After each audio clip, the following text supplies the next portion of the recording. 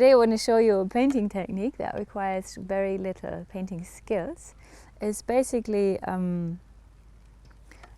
based on the idea that every color that you mix, every color that you choose, reflect on something that is within you, something in your life, something on your mind, because I don't believe in coincidences, and colors are vibrations, and we are vibrations, and we carry a lot of emotions in us, within us, and those are all vibrations. So I believe that every color that you choose to put on your canvas or any surface resembles something inside of you. And the idea is to show those colors and have them have a conversation with each other. So first what we have to do is put the paintings, the colors, on the surface. In this case, it's a canvas. I use oil color because acrylic dries out too quickly, and I mix it with a bit of sunflower oil.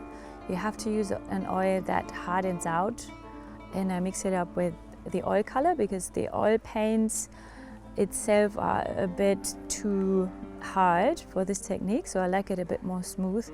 So I always put on some oil on my brush to make it smoother. And then I apply the colors on the surface without thinking about it too much. It's more like something that happens just spontaneously and intuitively.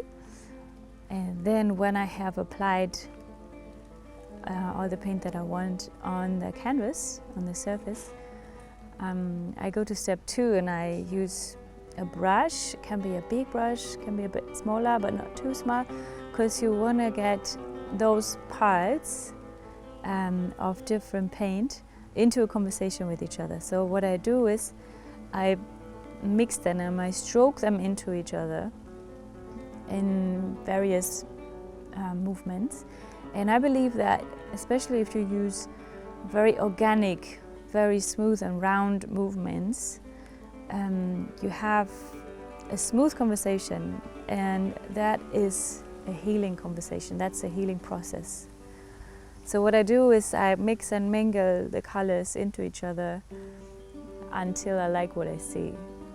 And the good thing about painting is you can basically create whatever you want to create. You can work on it as long as you're satisfied. And when you're not satisfied, it's not the end, it's not finished.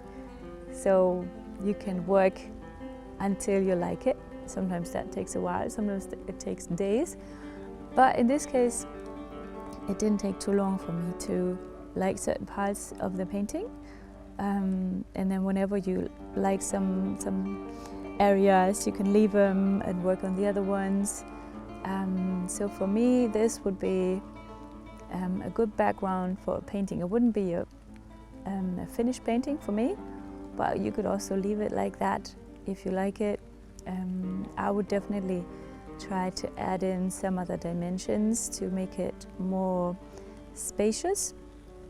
And then it could be whatever you want it to be. You can add animals, you can add humans, you can add buildings, whatever you want it to be. But for me, that is a very powerful start for a painting.